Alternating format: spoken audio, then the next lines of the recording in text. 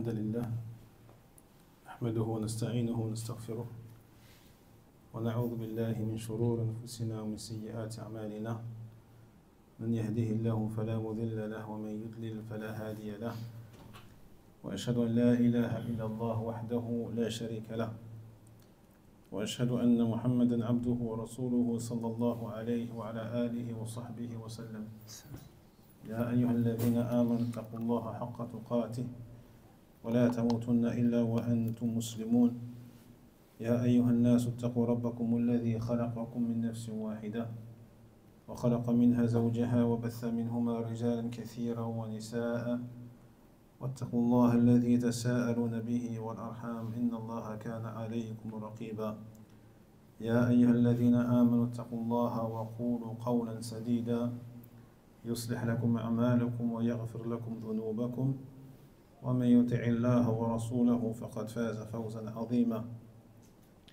أما بعد فإن أصدق الحديث كتاب الله وخير الهدي هدي محمد صلى الله عليه وسلم وشر الأمور محدثاتها وكل محدثة بدعة وكل بدعة ضلالة وكل ضلالة في النار حمانا الله وإياكم منها. أخواتي في الله، فما زال حديثنا موصولا في شرح تذكير الأنام بفوائد عمدة الأحكام لشيخنا صالح الحيدان رحمه الله تعالى، وقد دخلنا في باب المسح على الخفين وحديث المغيرة ابن شعبة رضي الله عنه. بسم الله الرحمن الرحيم. الحمد لله رب العالمين. باب المسح على الخفين. عن المغيرة بن شعبة رضي الله عنه قال: كنت مع النبي صلى الله عليه وسلم في سفر فأهويت لأنزع خفيه فقال: دعهما فإني أدخلتهما طاهرتين فمسح عليهما. نعم. طيب. Donc, nous avons débuté la fois dernière l'explication du premier hadith du sous-chapitre intitulé l'essuyage sur les khoufs. Il dit ici l'imam rahmatullah alayhi, selon Al-Mughira ibn Shu'bah radiyallahu anhu, qala, donc il a dit: كنت مع النبي صلى الله عليه وسلم في سفر. ترجم داود، ترجم هذه الجملة: كنت مع النبي في سفر. لا تحتاج إلى قراءة، اسمع: كنت مع النبي في سفر. ترجم. نعم. حاول، سهل جدا. كنت مع النبي في سفر. كنت كان، le verbe كان.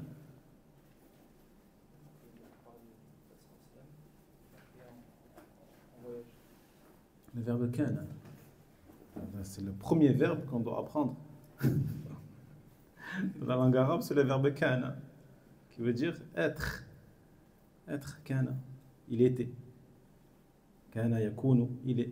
كن فيكون, soit, et la chose est. Donc là, il dit kuntu, yani ana kuntu. Donc en français, on dit j'étais ma'an nabi, avec le prophète. Soyez précis. Soyez précis, parce que la langue arabe, elle est précise, donc il faut lui faire honneur. Il faut lui faire honneur. La langue arabe, elle est tellement précise, elle est tellement riche qu'on doit lui faire honneur. On ne peut pas faire preuve d'approximation. Et en plus, shar'an, farq bayn al-nabi wa al-rasoul. Et en plus, religieusement, il y a des différences entre un prophète et un messager. Kullu rasoul nabi, wa laysa kullu nabi rasoula. Tout messager est prophète, mais tout prophète n'est pas messager. Il dit: j'étais avec le messager, le prophète. Alayhi salatu wassalam. Comment on dit messager? Comment on dit messager? Hein? Rasoul. Rasoul. Rasoul. Rasoul, c'est au pluriel. Des messagers. Fi Safar. En voyage. Tu retournes là-bas.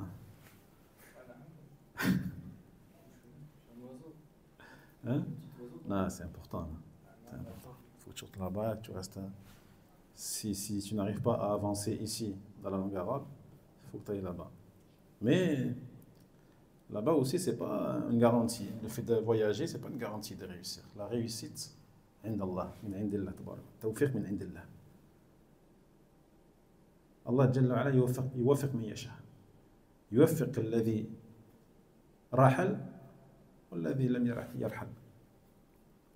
يوفق من يعني يكون في مصر أو في فرنسا أو في إندونيسيا أو في أمريكا. يوفق من يشاء تبارك وتعالى. لكن لابد من اجتهاد. Mais il faut faire des efforts. Et en général, celui qui ne fait pas les efforts ici, il ne fera pas les efforts là-bas. Il ne faut pas se mentir à soi-même. Ce n'est pas parce que tu voyages dans un autre pays que tu vas devenir une autre personne. Ça c'est faux, khata. Celui qui est paresseux ici, il sera paresseux là-bas. Il sera paresseux là-bas. Peut-être même qu'il sera encore plus paresseux là-bas. Peut-être même qu'il sera encore plus paresseux là-bas. Parce qu'il fait plus chaud là-bas. Il n'y a pas la clim comme ici. C'est plus dur. La vie, elle est plus dure. Donc profite. Donc tu es là, tu as la clim, alhamdoulilah, tu as une vie correcte, convenable, et tu peux apprendre. Que ce soit à travers à distance. Tu peux apprendre à distance, alhamdoulilah, la langue arabe. Aujourd'hui, il y a énormément de moyens pour apprendre. Donc il dit, Al-Mughira ibn Shu'ba, j'étais avec le prophète, sallallahu alayhi wa sallam, en voyage. جبريل فأهويت لأنزع خفيه فأهويت لأنزع خفيه ترجم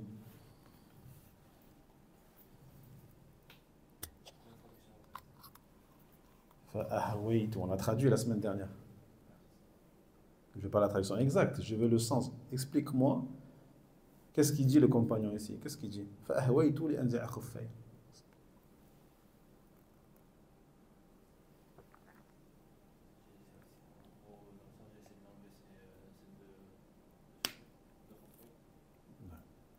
J'ai dit pas d'approximation. Bilal. J'ai voulu le ôter, Ah, wait, Mohamed. c'est rabaisser pour le C'est se baisser. Baisser. Hawa, dans le sens, dans la langue arabe, hawa, ça peut vouloir dire tomber. Tomber, descendre. D'accord? Naam. Wan najmi idha hawa. Taïb. Et donc ici, c'est je me suis baissé les anzi'a khufay. Pour lui, Bilal.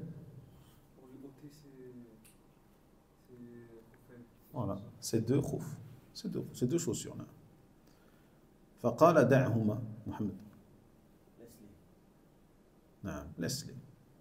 Donc huma ici, les savants disent يعني يرجع إلى الخفين. وبعضهم يقول يرجع إلى القدمين. يعني soit laisse mes khouf ou laisse mes pieds. يعني c'est pas la peine que tu touches mes pieds alhamdulillah. فإني أدخلتهما طاهرتين. Yassine. En état de pureté.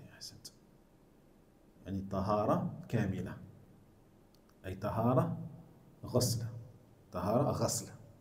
غسل القدمين. D'une pureté complète, c'est-à-dire d'une pureté de lavage des pieds. C'est ça qu'il faut comprendre. المقصود هنا طاهرتين بمعنى طهارة غسل القدمين. C'est-à-dire je les ai mis après avoir lavé mes pieds. عند الوضوء. فمسح عليهما. Gary. فمسح عليهما.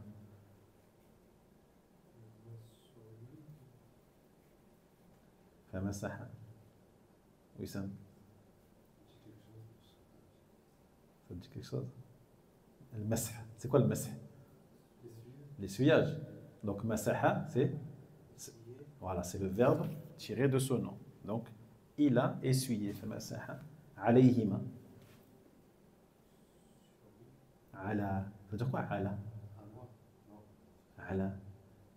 Tawakkaltu ala Allah. Tawakkalt ala Allah. Je m'en suis remis à Allah, sur Allah. Donc, ala, c'est sûr. Donc, elle a essuyé sur hima, les deux khouf, les deux chaussures. Alhamdulillah. Qu'Allah facilite les frères, la langue arabe. La bout. اللغة العربية يعني c'est un outil indispensable. Il y a des métiers aujourd'hui que tu ne pourras jamais exercer sans certains outils. Si tu veux exercer le métier, tu es obligé de te procurer ces outils. Eh bien, ta'allum ad-din kif kif. Apprendre ta religion, tu ne pourras l'apprendre sans cet outil. Sans cet outil. طيب. فتعلم الدين واجب. إذن تعلم اللغة واجب كذلك. لأن ما لا يتم الواجب إلا به فهو واجب. C'est une règle. Parce que toute chose obligatoire qui ne peut s'accomplir sans cette chose, eh bien cette chose devient elle aussi obligatoire. Si le but, vu que le but il est obligatoire, et donc l'outil qui te permet de l'accomplir devient lui aussi obligatoire. Obligatoire. Et non.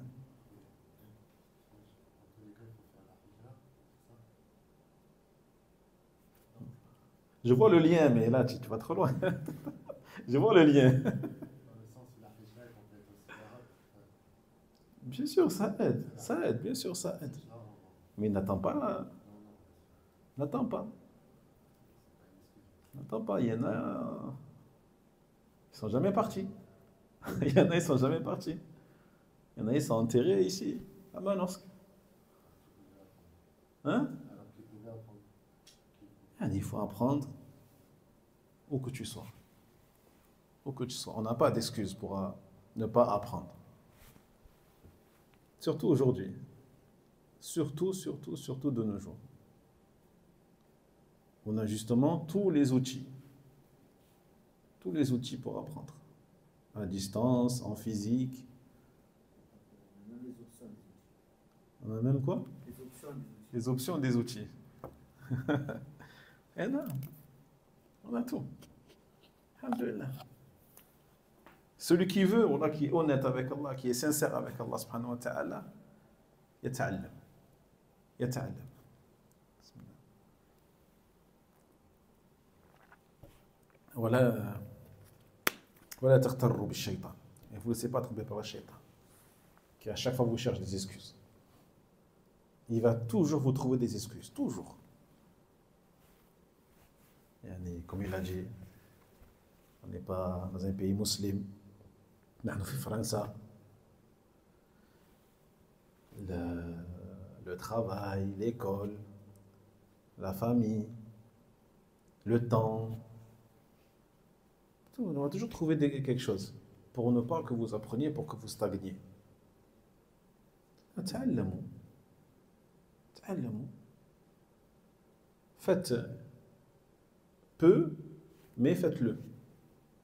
Faites un peu, mais faites-le. Wallah. Aujourd'hui, il y a des cours même gratuits. Des cours gratuits de langue arabe, tu peux trouver sur YouTube et tout. Des cours gratuits de langue arabe. Au moins l'alphabet, au moins que vous commenciez. Allez, vous attendez quoi? Vous attendez de partir, l'hijra. Vous attendez.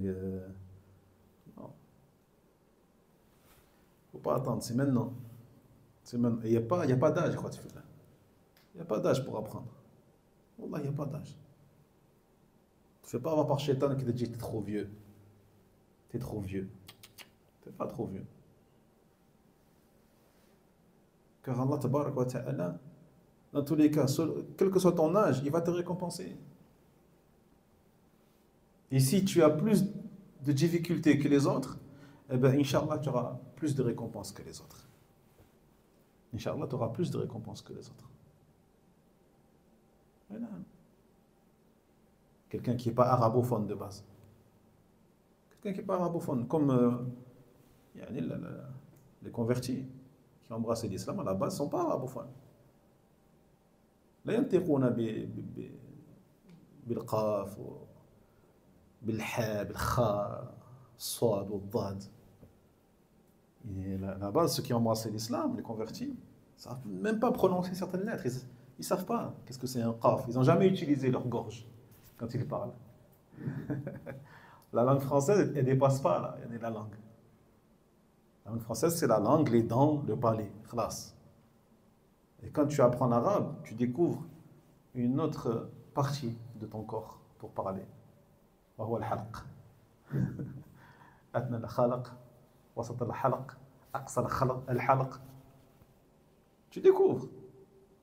Mais wallahi, celui qui est sincère avec Allah, وفقه الله جل وعلا. Allah جل وعلا, il lui donne la réussite, il le fait réussir. Il le fait réussir.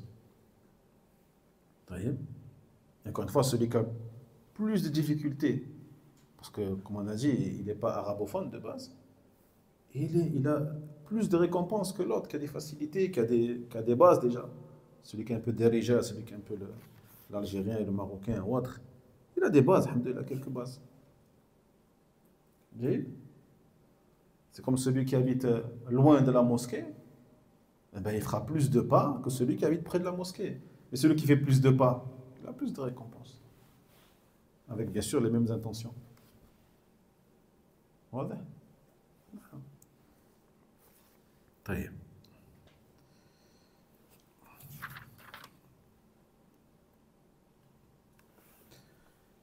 نعم. فالنبي عليه الصلاة والسلام في هذا الحديث لم يقل للمغيرة لا تعني على أمر الوضوء.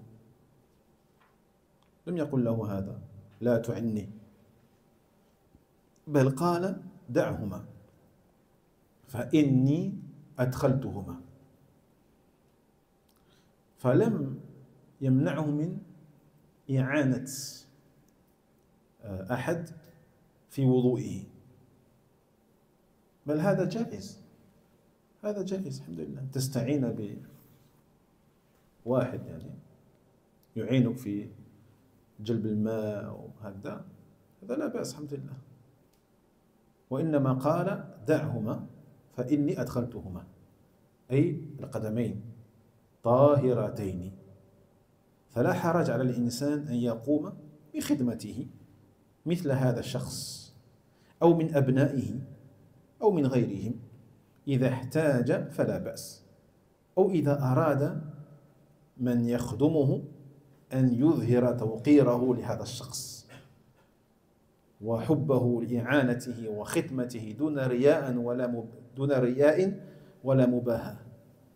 فلا شك أن الأفعال التي تفعل بين يدي رسول الله صلى الله عليه وسلم أو تفعل معه عليه الصلاة والسلام أو يعلمها ويتيقن علمه بها ولا ينهى عنها أنها نوع من التشريع. هذا نوع من التشريع. ولذلك ذكر العلماء رحمه الله أن أحاديث النبي صلى الله عليه وسلم منها الأقوال والأفعال والتقرير. والتقرير تسمى سنة تقريرية. سنة تقريرية، وهو أن يعلم الشيء ويقره. يعلم شيء ويقره، بل لا ينكره. هذا تسمى سنة تقريرية. طيب.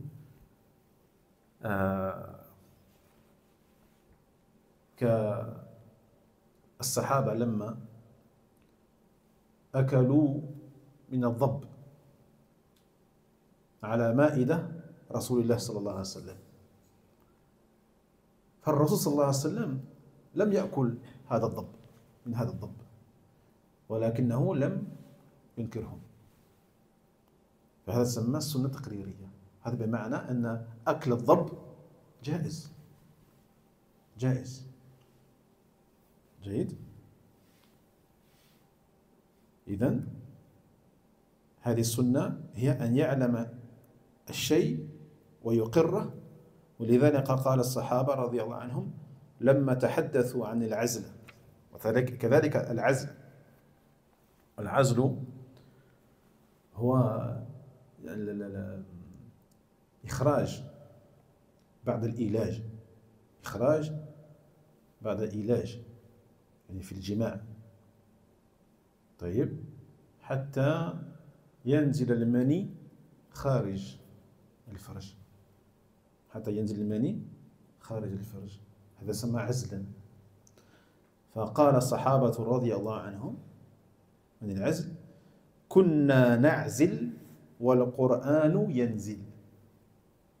كنا نعزل والقرآن ينزل، يعني لما لم يأتهم نهي، لم يأتهم نهي، اعتبروا عملهم في حياة رسول الله عليه الصلاة والسلام وعدم نهيه لهم عنه أن فعلهم لم يكن ممنوعا، لم يكن ممنوعا ولا محرما. أي نعم.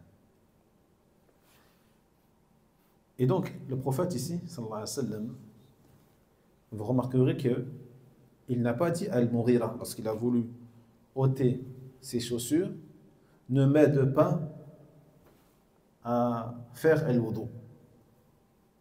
Il ne l'a pas dit ça. Il ne lui a pas dit ne m'aide pas à faire l'wudu. Il lui a dit juste laisse mes chaussures ou laisse mes pieds, car je les ai mis comme ceci et cela. Tayyib, tahiratayn. Donc ça nous montre qu'il n'est pas interdit que quelqu'un t'aide à faire le wudu, que ce soit en t'apportant de l'eau ou en te versant de l'eau sur les membres que tu dois laver, jahid, ou même pour celui qui ne pourrait pas bouger, eh bien, en lavant les membres de la personne elle-même. Parce que le but c'est que le membre soit lavé, qu'il soit lavé par la personne elle-même ou par une autre personne. Donc il n'y a aucun mal à ce que la personne, à ce qu'une personne soit au service d'une autre. Ça peut être ses enfants ou n'importe qui parmi les gens, alhamdoulilah. Surtout si la personne a besoin qu'on l'aide. Ou alors, même si elle n'en a pas besoin, il se peut que des gens aiment aider quelqu'un pour lui montrer son respect pour la personne et l'amour qu'il a pour elle lorsque, justement, il l'aide à faire cela, bien sûr, sans aucune ostentation et sans aucune prétention, mais pour le visage d'Allah, subhanahu wa ta'ala. Donc il n'y a pas de doute que par rapport justement au fait d'aider quelqu'un à faire al-wudu, c'est quelque chose de permis. Et on le voit dans ce hadith. Pourquoi? Parce que même si le prophète Mohammed sallallahu alayhi wa sallam ne l'a pas recommandé de manière explicite, il faut savoir que toute action qui a été faite devant les yeux du messager d'Allah alayhi salatu wassalam, ou qui est faite en sa présence, ou une parole ou une action dont il avait connaissance, jaïd, et qu'il n'a pas interdite. Une parole ou une action dont il avait connaissance et qu'il n'a pas interdite. Eh bien, il faut savoir que ce contexte-là, ce genre de situation, est une des catégories de législation, tashri'. C'est une législation en soi. Comme s'il avait dit, je vous ordonne de faire ceci et cela, ou je vous interdis, ou plutôt je vous autorise.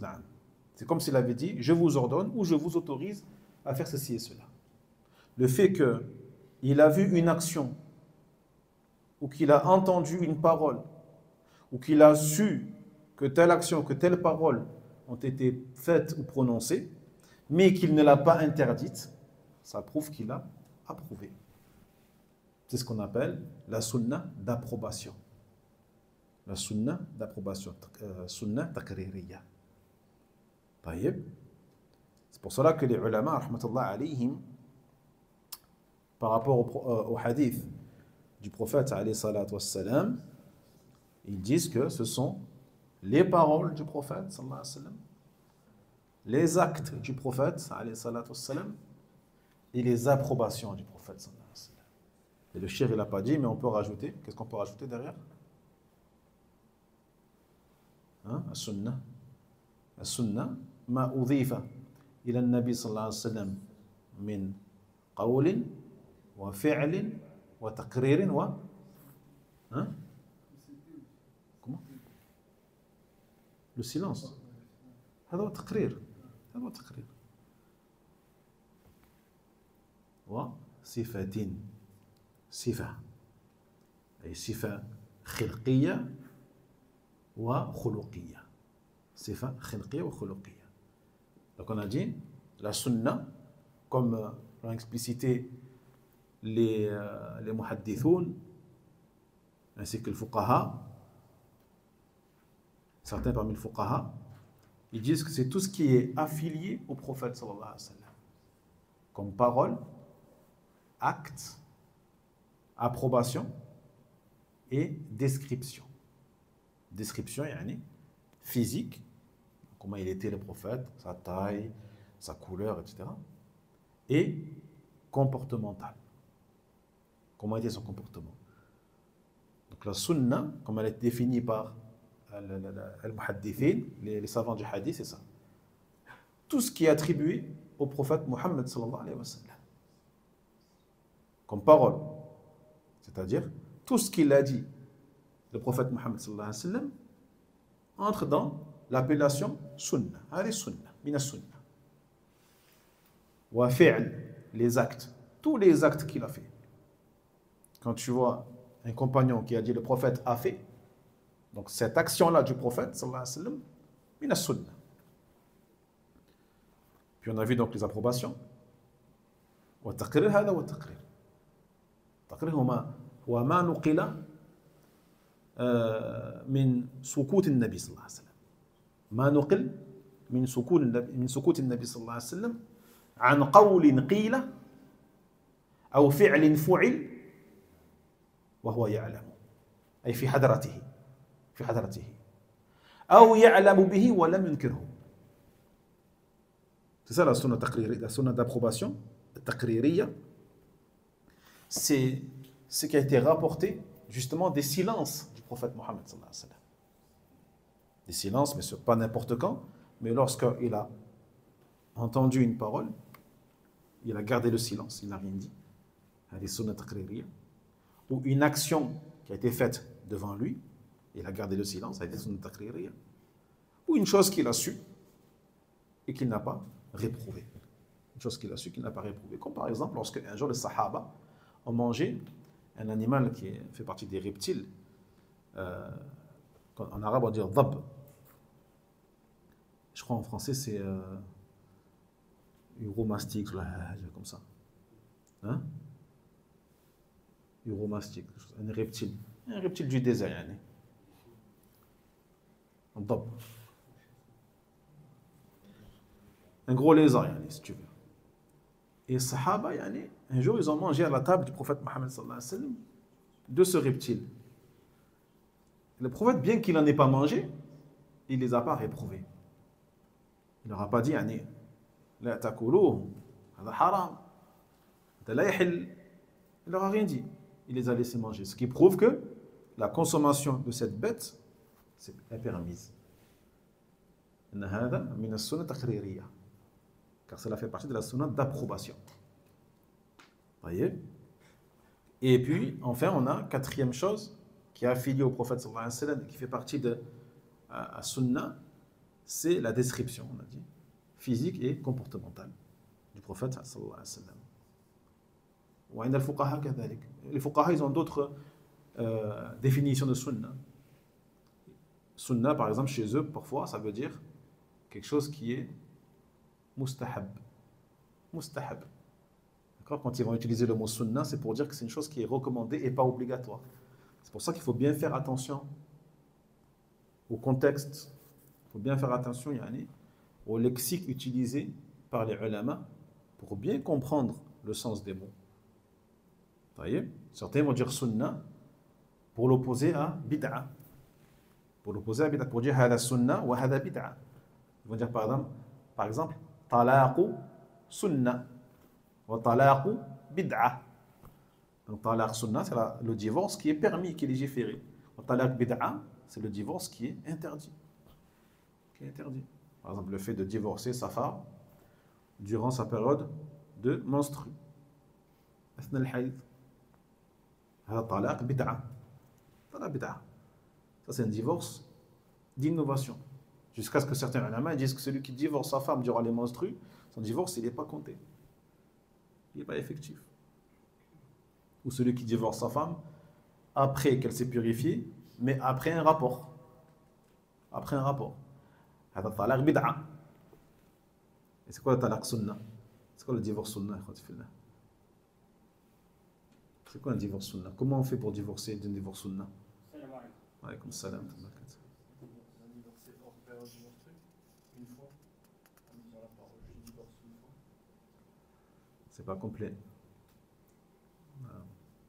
Garde la tête ou tu lèves la main? Jibril. Après la période de viduité. Comment tu veux qu'elle soit en idda alors qu'elle n'est pas divorcée? L'idda, c'est après le divorce. L'idda. Ou après le décès de son mari. Mais tu ne peux pas divorcer une femme qui est en idda. Hein? Ben, on l'a dit. On a dit donc. Daoud, il a dit la moitié. Divorcer sa femme en période de pureté sans avoir eu de rapport avec elle. Sans avoir eu de rapport avec elle. C'est ça la talaq sunnah. Donc on voit que les mots peuvent prendre un sens différent selon le contexte et selon la personne qui te parle. Est-ce que c'est un muhaddith? Est-ce que c'est un faqih? Est-ce que c'est min al-usuli? C'est partie de savant du usul.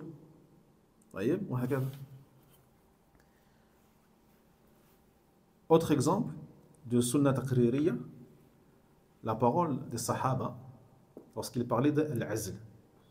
Donc l'azl, c'est le fait de se retirer, que l'homme se retire pour que le liquide, le mani, le liquide spermatique, soit éjaculé en dehors et pas à l'intérieur.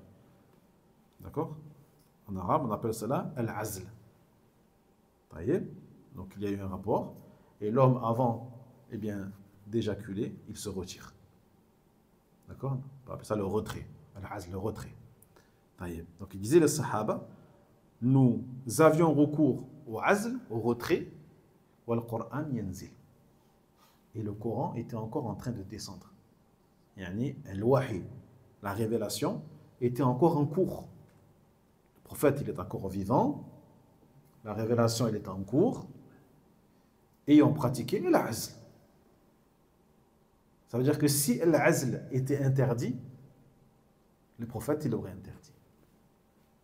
Il aurait dit, arrêtez. Ne faites pas cela, parce que, on doit faire des enfants, on doit, etc. Il n'a pas interdit, alhamdulillah. Jahid. Et aucun verset n'est descendu pour l'interdire également. Donc, si ça avait été interdit, soit Allah tabarak wa ta'ala aurait révélé un verset pour l'interdire, ou soit Allah Jalla wa ala aurait révélé une sunna au prophète Muhammad sallallahu alayhi wa sallam pour qu'il l'interdise. Voilà pour la sunna taqririya. C'est bon, ikhwati fillah? Donc tout ça nous montre que, vu qu'il n'a pas réprimandé le Mughira lorsqu'il a voulu l'aider pour faire le wudu, cela nous montre qu'il est permis d'aider quelqu'un pour qu'il fasse le wudu, alhamdulillah. ثم المسلم ينبغي أن يكون له حرص على السنة ما أمكنه ذلك حتى ولو لم يكن مضطرا إليها إذا سافر أو في غير سفر ولو في بعض الأوقات يتذكر شيئا من السنة العملية التي كان المصطفى صلى الله عليه وسلم يفعلها أو تفعل بين يديه عليه الصلاة والسلام لما في ذلك من تأثر الإنسان بارتباطه بسنة النبي صلى الله عليه وسلم في ذلك وفي ذلك ما فيه من الخير وإنعاش القلب والشعور بالأنس بحسن متابعته للمصطفى عليه الصلاة والسلام. Et puis le musulman donc doit faire l'effort eh bien, de pratiquer la sunna autant que possible. De pratiquer la sunna autant que possible. Wallahi, fi sunna baraka. Car dans la sunna, il y a une baraka que tu ne peux pas imaginer.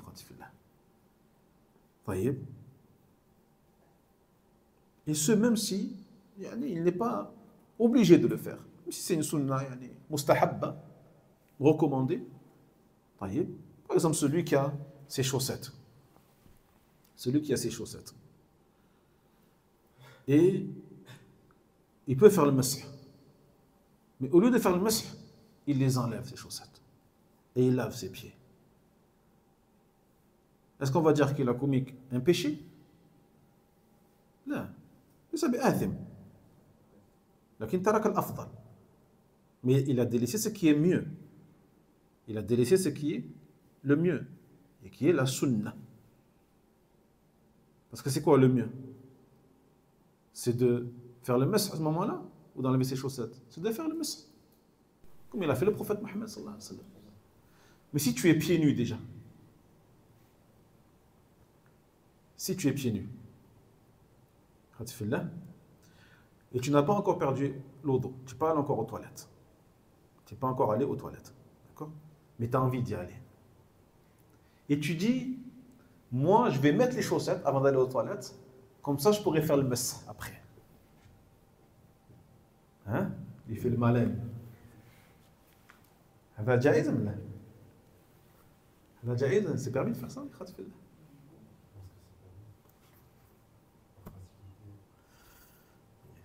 Ici, Wissam, on n'a pas l'habitude des je pense ici.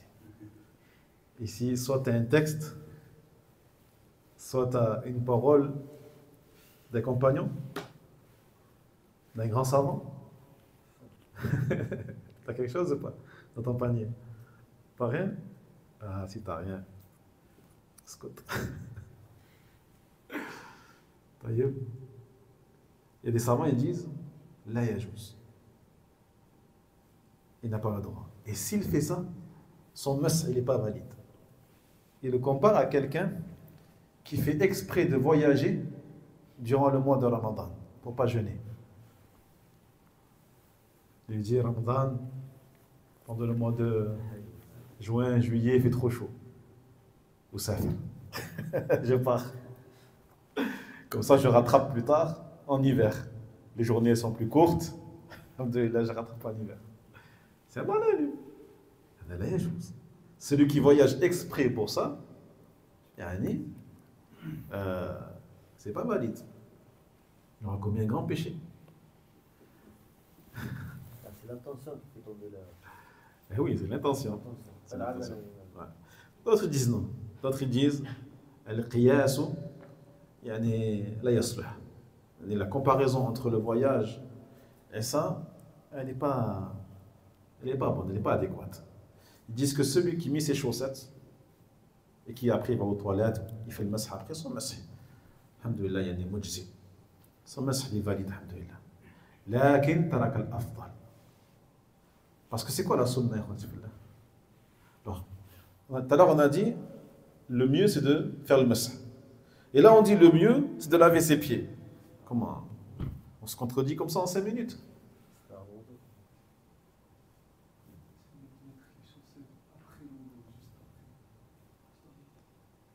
Pour faire simple, c'est quoi le mieux? Hein? Non, on a dit celui qui a ses chaussettes. D'accord? Il a ses chaussettes. Il perd le bateau.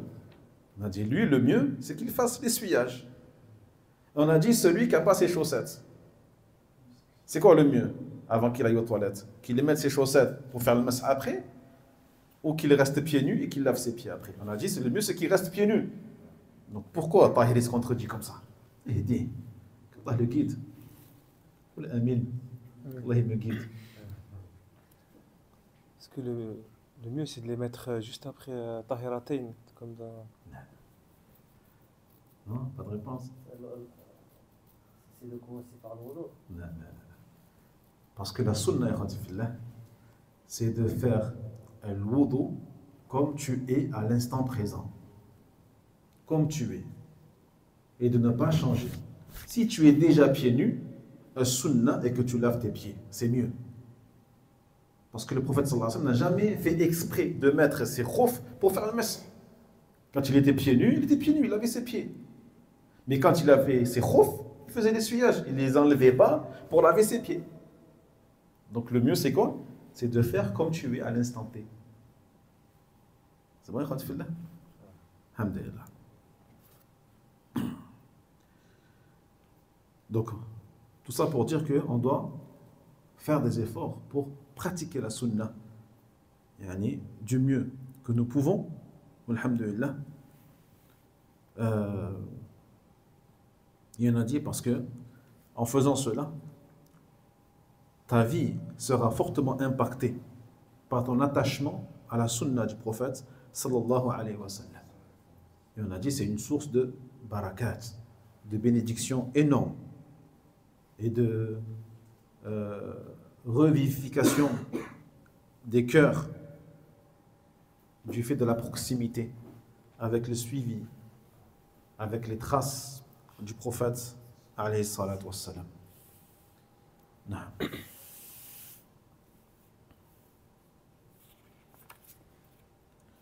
إذن من هذا الحديث نستخرج فوائد.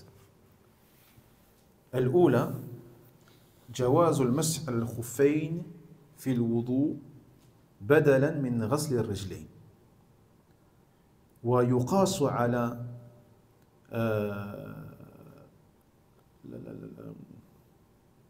يقاس على ذلك كل ما يستر الرجلين، كل ما يستر الرجلين من الجوارب والحذاء وغيرها. Nous tirons de ce hadith plusieurs fawaïd, plusieurs enseignements. Vous voyez que ce hadith, malgré le peu de mots qu'il contient, sa concision, on va tirer plusieurs fawaïd, alhamdulillah. Première faïda, le fait qu'il est permis donc de faire le masih sur les khouf, donc les bottes que mettaient les Arabes à l'époque, faites en cuir, pour le wudu. Est-ce qu'il est permis de faire le masih pour le ghusl min al-janaba? يجوز المسح؟ لا يجوز. Il n'y a pas de masih pour le ghusl. Il n'y a pas de masih pour le ghusl. D'accord? Le ghusl c'est que pour le wudu. Le masih, pardon, c'est que pour le wudu. Donc on voit dans ce hadith qu'il est permis de faire le masih pour le wudu au lieu de laver ses pieds. Au lieu de laver ses pieds. On a vu donc c'est quoi le mieux entre laver ses pieds ou le masih. C'est selon donc la situation dans laquelle tu te trouves à l'instant T. Et bien sûr, on va faire l'analogisme et le qiyas entre ces bottes en cuir qu'on appelle le khifaf, le khouf, et avec tout ce qui peut couvrir le pied et avec lequel tu peux marcher. Ça peut être des chaussettes ou bien sûr des chaussures. Maintenant, c'est vrai, la question qu'on n'a pas soulevée la semaine dernière, mais on l'avait soulevée déjà il y a 2 semaines, c'est est-ce qu'on peut faire le masih sur des chaussettes ou des chaussures qui ne recouvrent pas les chevilles. Les savants ont divergé sur cette mas'ala. Al-ahwat, le plus sûr et le plus précautionneux, c'est de ne pas le faire si ça ne dépasse pas la cheville. L'argument c'est quoi? L'argument c'est que le khouf est une botte qui recouvre tout le pied jusqu'à la cheville. tout le pied qui jusqu'à la cheville. Et la partie qu'on lave du pied, quand on lave le pied, on lave de où à où? On lave tout le pied, dessous, dessus, les orteils, jusqu'à la cheville. Inclus ou pas inclus? Inclus. D'accord? Donc la cheville, c'est quoi? C'est la boule osseuse. Cette boule osseuse, il faut qu'elle soit lavée quand tu laves ton pied. Si tu ne la laves pas complètement, tu n'auras pas lavé ton pied correctement fait le wudu. Et donc, il faut que toute la partie à laver doit être recouverte. Car si la chaussette ne recouvre pas la cheville, ça veut dire qu'il y aura une partie à essuyer et une partie à laver. Voilà, là, il y a chose. Tu ne peux pas laver une partie du pied et essuyer une partie du pied. Dans ce cas-là, c'est le lavage qui l'emporte. C'est le lavage qui l'emporte. D'accord? Donc il faut que ça recouvre tout le pied, ainsi que la cheville. Donc celui, par exemple, qui a une chaussette, et sa chaussette, elle descend, elle descend, elle descend, jusqu'à découvrir toute la cheville. Il ne pourra plus faire le masah après, parce qu'il aura découvert une grosse partie de son pied.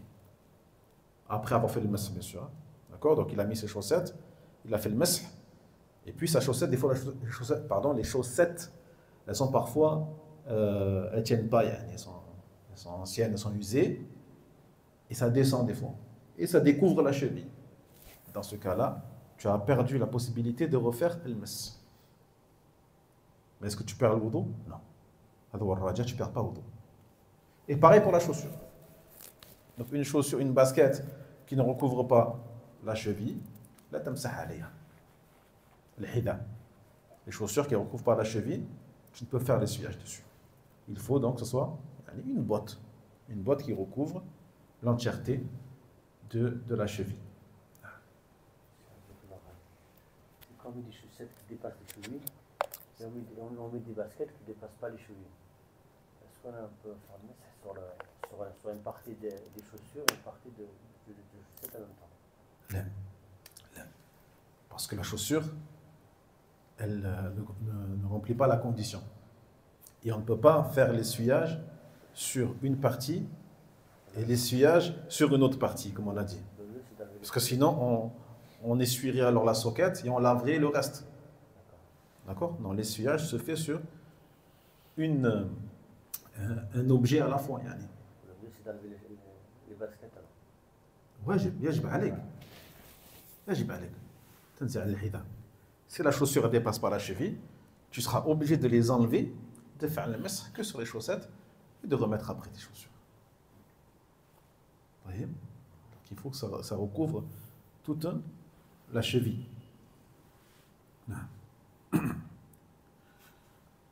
هذه الفائدة الأولى.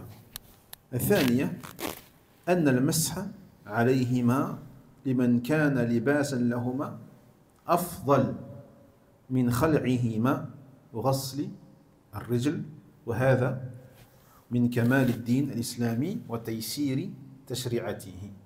Deuxièmement, et on l'a déjà dit tout à l'heure, le fait d'essuyer sur les chaussettes que tu as à tes pieds sera meilleur que de les enlever pour les laver. Et cela fait partie donc de la perfection de la religion islamique et de la facilitation dans la charia d'Allah tabarak wa ta'ala. ثالثا أنه لا يمسح عليهما إلا إذا لبسهما على طهارة. Troisièmement, on a vu une des conditions qui est qu'on ne peut pas essuyer dessus si on ne les a pas mises en état de pureté, c'est-à-dire après avoir lavé ses pieds. Après avoir lavé ses pieds au préalable. C'est bon, ikhwan? واضح؟ رابعا حسن خلق النبي صلى الله عليه وسلم وتعليمه حيث منع المغيرة من خلعهما وبين له يعني السنة والسبب أنه أدخلهما طاهرتين لتطمئن نفس المغيرة ويعرف الحكم. Quatrièmement, on voit également le bon comportement du prophète, alayhi salatu wassalam, et sa bonne pédagogie d'enseignement lorsqu'il a dit donc, à Al-Mughira de ne pas enlever ses chaussures, et il lui a donc expliqué le hukm, ou la cause plutôt. On a dit ça la semaine dernière, que la sunna, c'est de proscrire quelque chose, ou de prescrire quelque chose à quelqu'un, et de lui expliquer la cause. D'accord? Comme il a fait ici le prophète Mohammed sallallahu alayhi wa sallam, de lui expliquer pourquoi. Pour pas que la personne soit frustrée ou se braque, etc. Non, explique-lui pourquoi. Avec douceur, alhamdulillah, le pourquoi du comment. Et encore mieux que cela, après ça, tu lui montres qu'est-ce qu'elle peut faire à la place. Comme il a fait le prophète Mohammed sallallahu alayhi wa sallam, il lui a dit, n'enlève pas mes chaussures, parce que je les ai mises en état de pureté, puis il a essuyé pour lui montrer que c'est ça qu'il faut faire à la place. Alhamdulillah. Donc là, c'est pareil. Donc on voit donc la pédagogie de l'enseignement du prophète sallallahu alayhi wa sallam, afin que Al-Mughira ne soit pas frustré et qu'il soit apaisé, alhamdulillah, et en plus qu'il connaisse le jugement de cela. Khamisan fadilat al-Mughira bi khidmati an-nabi sallallahu alayhi wa sallam. Cinquièmement, le mérite énorme de Al-Mughira, eh bien, par rapport au fait qu'il était lui aussi, parmi tant d'autres, au service du prophète sallallahu alayhi wa sallam. Et donc il y a un mérite également à être au service de tous ceux qui portent l'héritage du prophète Mohammed sallallahu alayhi wa sallam.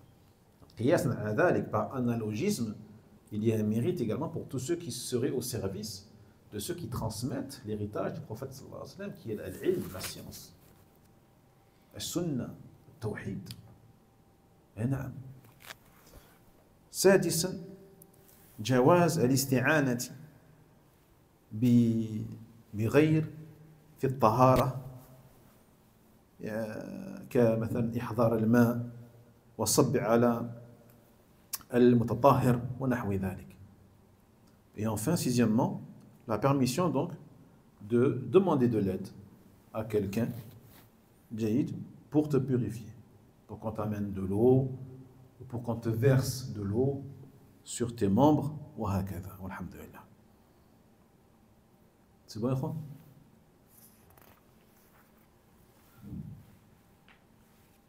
نعم.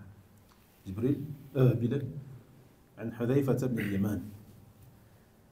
عن حذيفة بن اليمان رضي الله عنه قال: كنت مع النبي صلى الله عليه وسلم فبال وتوضأ ومسح على خفيه مختصرا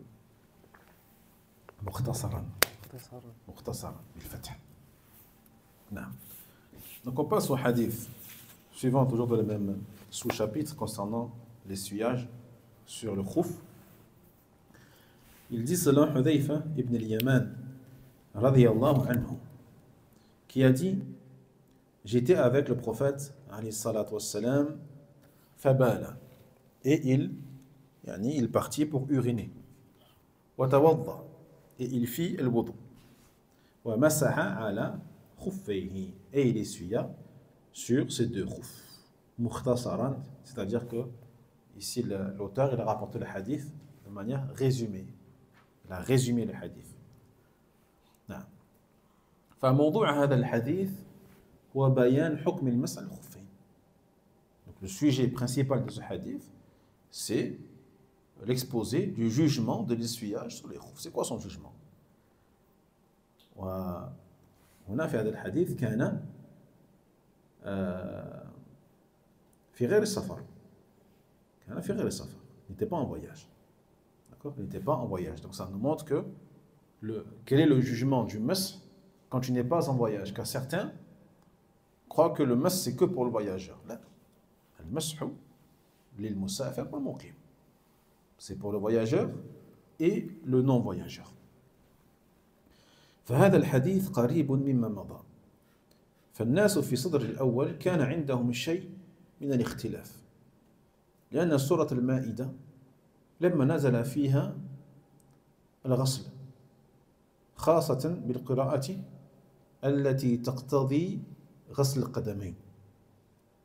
سورة المائدة: يا أيها الذين آمنوا إذا قمتم إلى الصلاة فاغسلوا وجوهكم وأيديكم إلى المرافق وامسحوا برؤوسكم وأرجلكم إلى الكعبين. وأرجل بالفتح، أرجلكم أي اغسلوا أرجلكم إلى الكعبين.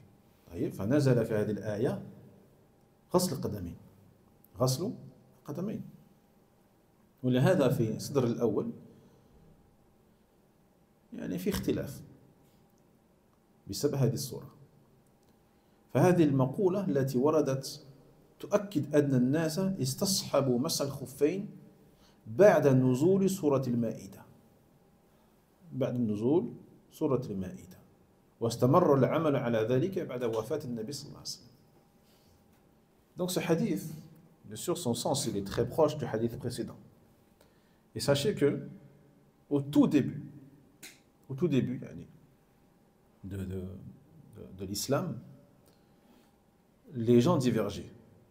Et notamment par rapport à la sourate al-Ma'ida, le verset le verset numéro 6, où Allah subhanahu wa ta'ala, dans le sens, il dit: ô vous qui avez cru, lorsque vous vous apprêtez à faire la prière, lavez vos visages et vos bras jusqu'au coude, et essuyez vos têtes, wa arjulakum, essuyez vos têtes et vos pieds jusqu'aux chevilles. Est-ce que la traduction elle est bonne si je dis ça? Si je dis essuyez vos têtes et vos pieds jusqu'aux chevilles, elle n'est pas bonne? Pas bonne. Ça veut dire qu'on suit après la tête. Ça veut dire on fait le masque juste après la tête. On fait le masque sur وامسحوا برؤوسكم. Le masque tu le fais après la tête. Le masque tu le fais quand le masque. Ça veut dire que le masque يكون معطوف على غسل الرأس. وفي الأصل تكون معطوفة على غسل الوجه. الوجوه والأيدي. On le voit à quoi ça? C'est quoi le dalil? الواو. الواو يعني الواو.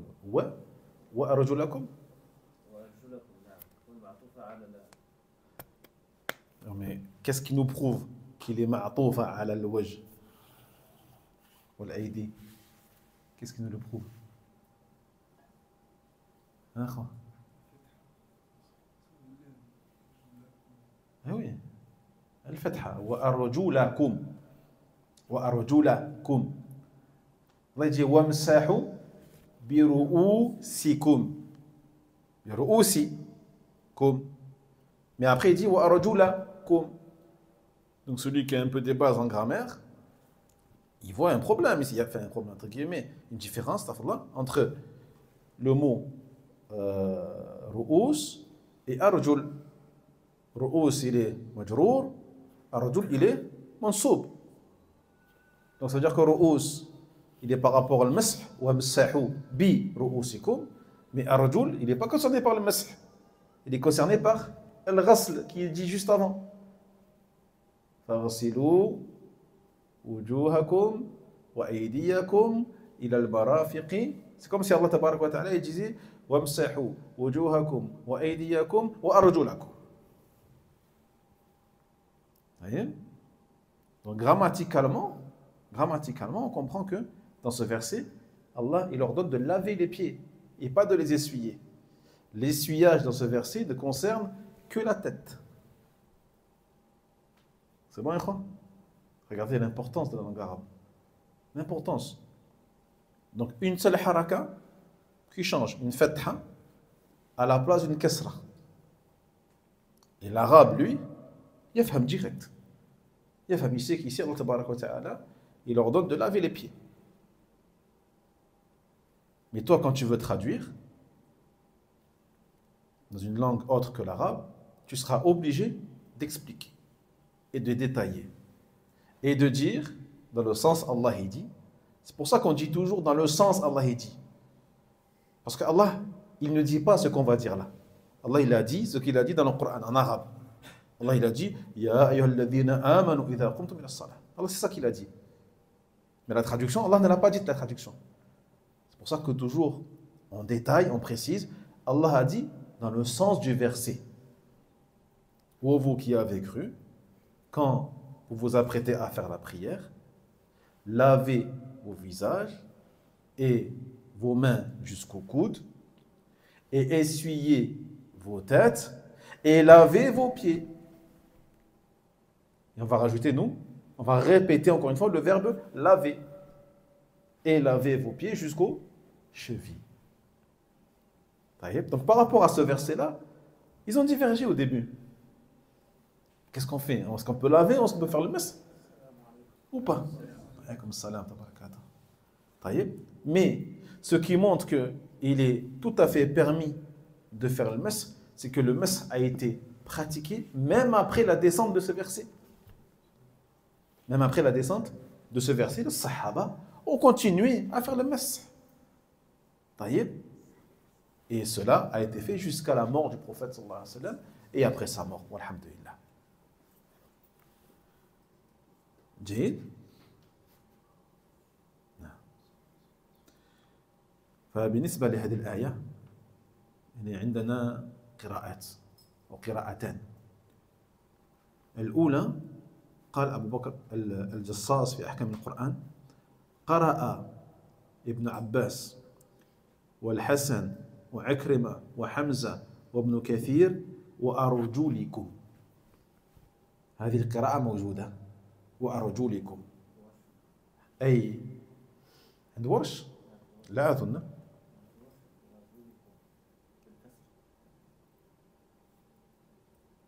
أنت متأكد؟ ها؟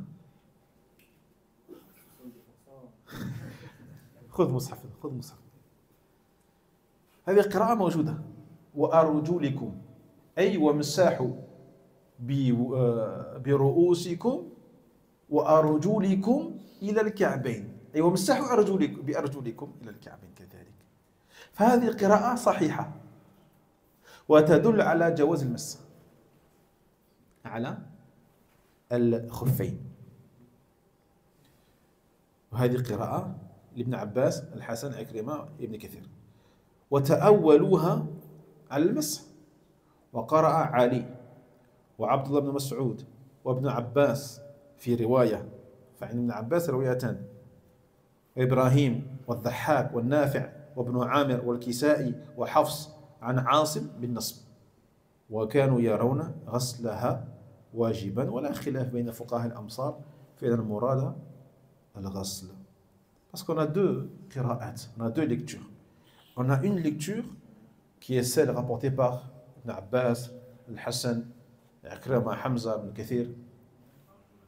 Et attention, quand on dit Ibn Kathir, quand on parle des savants de la qira'at, les savants de la qira'at des lectures, Ibn Kathir ici, c'est pas le mufassir, c'est pas le mufassir, c'est pas l'exégète. C'est Ibn Kathir parmi les qurra, les savants de la lecture. D'accord? Et donc eux, ils ont leur lecture qu'ils ont prise du prophète sallallahu alayhi wa sallam, c'est avec la kasra. Wa arjulikum. Wa arjulikum avec la kasra. Wamsahu bi ru'usikum wa arjulikum ila al-ka'bayn. Et donc cette version-là qui est authentique, elle prouve qu'il est permis de faire l'essuyage sur les khouf. Alors que la lecture apportée par Ali, Ibn Mas'ud, Ibn Abbas dans une version, Ibrahim, Dhahhak, Nafi', Ibn Amir, Kisai wa Hafs, selon Asim, eh bien c'est avec la fatha. Wa arjulakum. Wa arjulakum. Et qui montre que le lavage, bien sûr, est aussi permis. Donc quand on réunit les deux lectures, on voit que dans certains cas, tu peux faire l'essuyage, dans d'autres cas, tu dois faire le lavage. Alhamdulillah. طيب.